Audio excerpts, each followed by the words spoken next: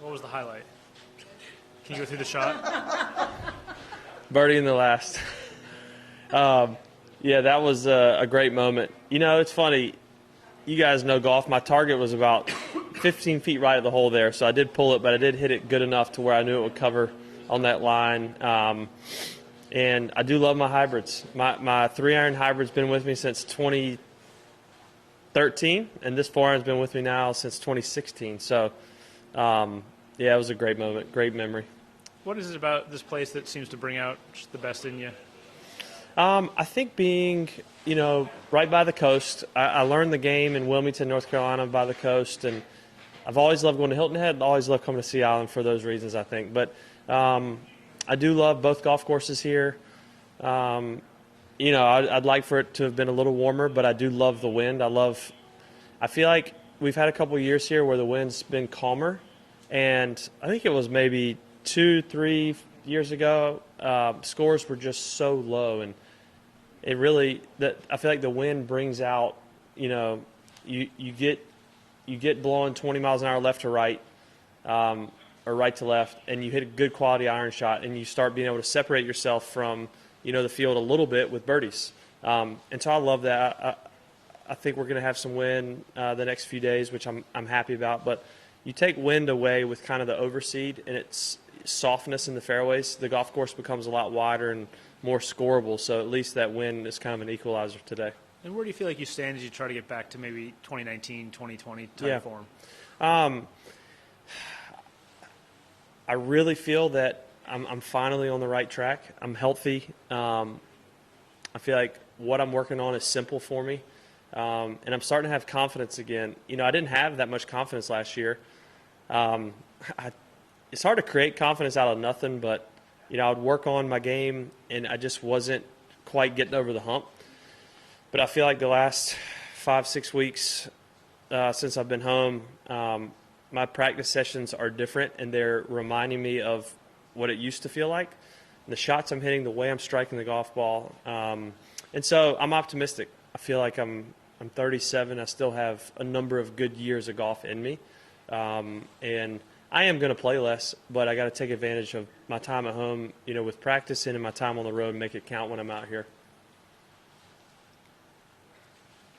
What was the number 2 highlight today? I think birdieing the last, honestly, I didn't birdie 8 with 7-iron in. I hit a big drive there. Bad hole in 8. And then 9's not a very easy hole, but same club in, had 7-iron into 9. And, you know, tricky read and made it. That was a nice way to finish off after kind of letting one get away from me on 8. How would you characterize what you've kind of been doing to get, I guess, things simplified or work? What have you been working on that's simplified things? Well, I've gotten 3 lessons now from Cameron McCormick. And I feel like what he's trying to get me to do is get me in positions that I've been in before.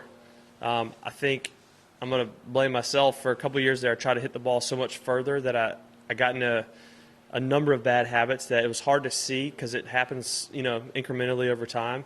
But Cameron's just, you know, he pulled out a bunch of swings from 2011 and 2020 and showed those similarities. So we're just trying to get it back to where that was. But, you know, the other thing I would say, I'm a very much a feel player. I don't love a lot of technical language when it comes to golf.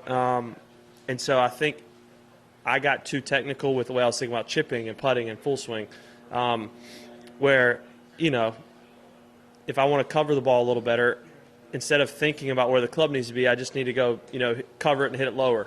So I've been trying to work on my game that way more, and I'm seeing great results from that. When did you have that first lesson with Cam, and how did you, and why did you start going to him?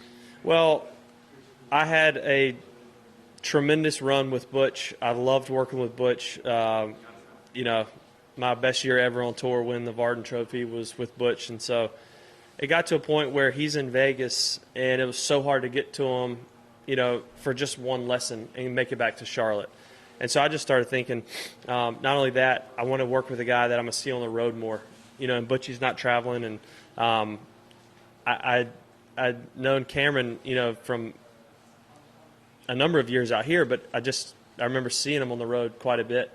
And so I thought, man, that'd be a great start, having a guy like that who's had tons of success. And but I didn't know a whole lot about him and the way he teaches, so it was kind of like, hey, can you come to Charlotte? And we spent a day together the week before the CJ Cup, or 2 weeks before the CJ Cup, and just hit it off. And like I said, he's going to be traveling a lot with Jordan and Tom and a couple other guys, and so it's nice for me to think I have a guy out here if I need him. How hard is it to change swing coaches? I think having Paul as my caddy is a great benefit to that process, because Paul is able to kind of be the middleman. I'll tell Cameron what I like to hear, the way I like to be taught, those kind of things. I think Paul, he has a lot of questions that I don't hear, and they communicate. But Cameron's been fantastic in the sense of keeping it very simple for me.